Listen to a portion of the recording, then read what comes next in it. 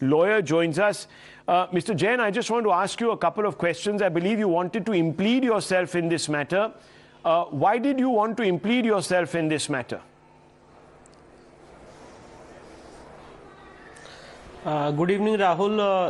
I had filed this intervention in the Supreme Court for a very specific reason, that I had brought before the notice of the Honorable Supreme Court that there are many instances in the country, and namely in Bevar, Azamgarh, Jaunpur, Jodhpur, Khandwa, Hyderabad, Amethi and Somnath, where many people from the minority community have come in obscene numbers and have given a call that Gustake-e-Nabi ki ek hi saja, sar tan se juda. So I wanted to bring it to the notice of the Honorable Supreme Court and take action against them also. Apart from that, there are various instances of Mr. Pirzada who have made hate speeches against Hindus. Maulana Tauqir Raza remains unpunished. Maulana Ilyas Sharafuddin, who has made obscene comments against Shivlingam, has remained unpunished. George Punia has remained unpunished. Mohan and bishops have remained unpunished, who has spitted venom against the members of the Hindu community. And let me quote, Rahul, if you permit me, one instance which has happened on 17th of July 2021. A Christian pastor, George Punia, what he says. Vishnu Jain, I'd rather not that we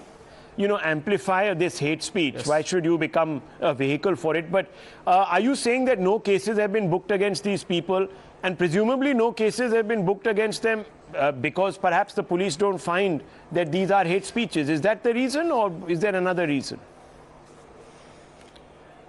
Correct.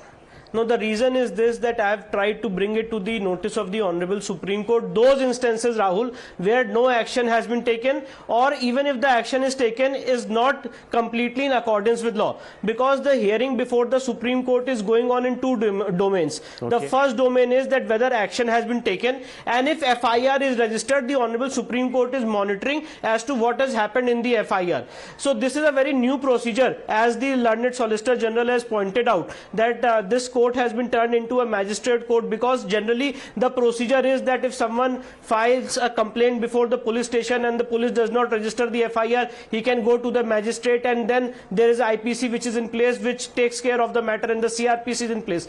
But the Honorable Supreme Court has a new procedure has been adopted, where the petitioners have been given an opportunity to directly bring it to the notice of the Honorable Supreme Court instances of hate speech. So I also tried to join this process, and I took the baton from Mr. Pasha, and I pointed out these instances in my impleadment application. But as long as no action has been taken, when hate speeches have been made against members of Hindu community. Let's bring in other advocates also. Look, I fundamentally believe that if people think that a hate speech has been made, whether it's been made by Hindus or Muslims or any other community, it should be brought to the notice of the court, and it should be amplified, as long as the intention is to do it across communities. It should not be a selective exercise. I'm sure, Sanket Yenagi, you'll agree with me on this point. There is no space in our discourse for hate speech coming from anywhere, whether it's a fringe or a mainstream leader. Am I wrong here, or do you believe that I stand corrected? And therefore, perhaps, if Mr. Shaheen Abdullah